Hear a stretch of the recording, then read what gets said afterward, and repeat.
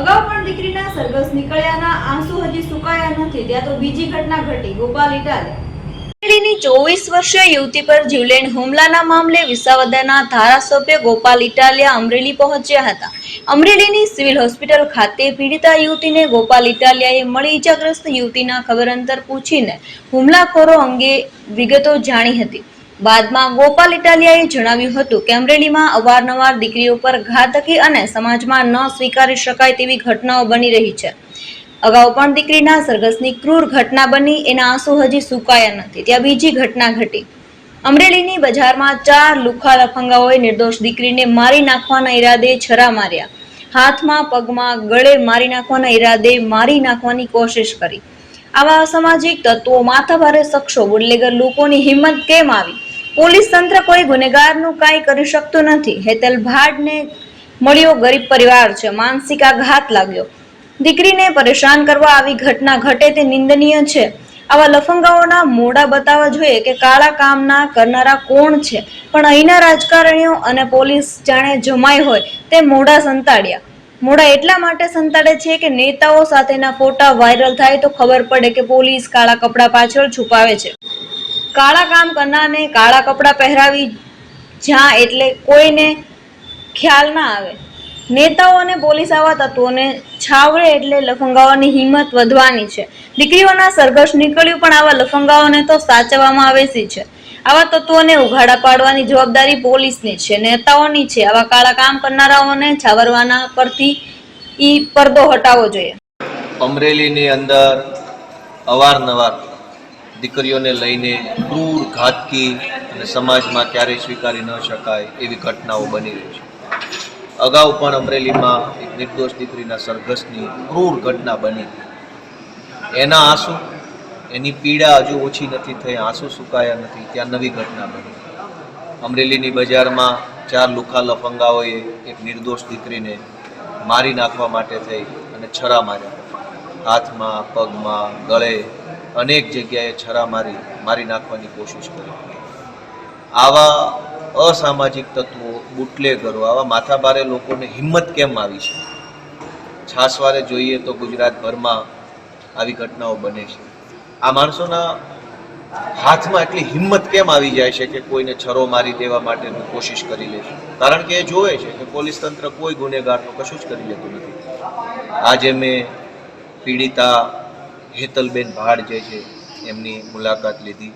એમને ખૂબ ઈજા થઈ છે. નાનો અને ગરીબ પરિવાર છે. ખેતી મજૂરી કરી, નાનું મોટું કામકાજ કરી અને ગુજરાન ચલાવતા પરિવાર સાથે આવી ક્રૂર ઘટના બને એ માનસિક આઘાત લાગે. એનો પરિવાર આ આઘાતમાંથી બહાર આવવામાં વર્ષો લાગી જતા હોય છે. શારીરિક ઈજાઓ મટી જાય છે પણ મનની ઈજા મટે નહીં. કોઈ પરિવારની દીકરી સાથે આવી ઘટના બને કે જેમાં લફંગાઓ કશું જ વાતમાં કંઈ હોય નહીં અને દીકરીને માત્ર પરેશાન કરવા માટે થઈ આવી ઘટના કરે એ નિંદનીય છે. સૌથી વધુ ખરાબ બાબત એ છે કે જે ક્રૂર માનસિકતાના હોય, અસામાજિક તત્વો હોય, લફંગાઓ હોય, એના મોઢા તો આખા ગુજરાતને બતાવવા જોઈએ કે કાળા કામના કરનારા કોણ છે. પણ અહીંના રાજકારણીઓ અને અહીંની પોલીસે જાણે કે જમાઈ હોય એમ ગુંડાઓને મોઢા હાંટી દીધા છે. પોતાના જમાઈનું મોઢું ગામને બતાવવા ન માગતા હોય એવી રીતે આરોપીના મોઢા સંતાડી કાળા કપડા પાછળ છુપાવી અને એ આરોપીના કયા નેતા સાથે ફોટા છે, કયા નેતા સાથે બેઠક ઉઠકના સંબંધ છે એ લોકોને જાણ ન થાય એટલે નેતા અને પોલીસ બંને કાળા કામ કરનારાનું મોઢું સંતાડે છે. શું કામ સંતાડવું જોઈએ? જેણે કાળા કામ કર્યા છે એનો ચહેરો તો આખા ગુજરાતને બતાવવો જોઈએ કે જો આ લોકોએ કાળા ધંધા કર્યા છે. પણ ક્રૂરતાની હદ જુઓ, અસંવેદનશીલતાની હદ જુઓ કે કાળા ધંધા કરનારાને કાળી ટોપી પહેરાવીને લઈ જાય જેથી કરીને કોઈ ખ્યાલ ના આવી જાય કે આ કોનો માણસ છે, આ કોની સાથે જોડાયેલો માણસ છે. જો નેતાઓ અને પોલીસ બંને ભેગા મળી અને ગુંડાઓને અને અસામાજિક તત્વોને આવી રીતે છાવરે તો ગુંડાની હિંમત વધવાની છે, લફંગાઓની હિંમત વધવાની છે.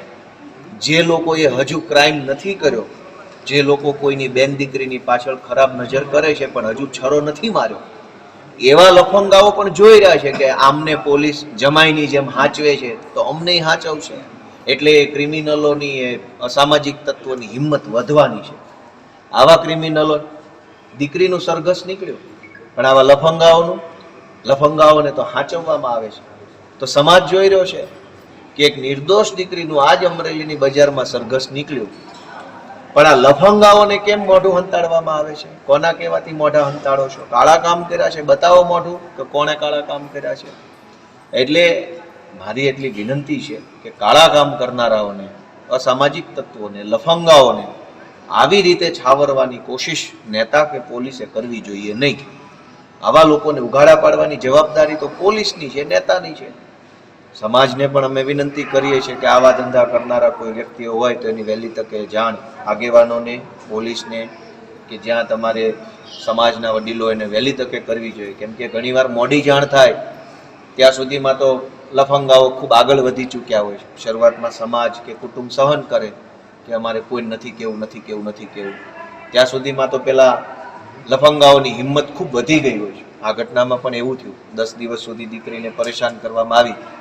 નાનું કુટુંબ હતો, નાનો પરિવાર છે, એટલે એમણે સહન કર્યું કે આપણે કંઈક બોલશું તો આપણી દીકરીને તકલીફ પડશે, એટલે સહન કર્યું. એટલે આ ગુંડા તત્વોની હિંમત વધી ગઈ.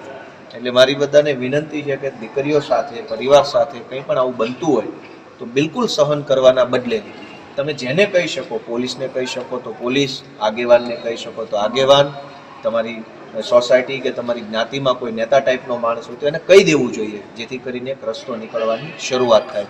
કોઈ વાતને સહન કરી લેવાથી કે એ વાતને ચલાવી લેવાથી એનો અંત નથી આવતો. કોકને કહેવું પડશે તો જ અંત આવે છે. આજે દીકરીની ખબર અંતર પૂછી છે, તબિયત સારી છે એમની. આશા રાખી જલ્દી એમને સારું થઈ જાય, અને એવી આશા રાખીએ કે આ લફંગાઓના મોઢા પરથી કાળું કપડું ન હટે ખાલી, પણ એ કાળા કારનામા કરનારા અને છાવરનારાના મોઢા પરથી પણ પડદો હટવો જોઈએ કે આને કોણ છાવરે છે. Thank you.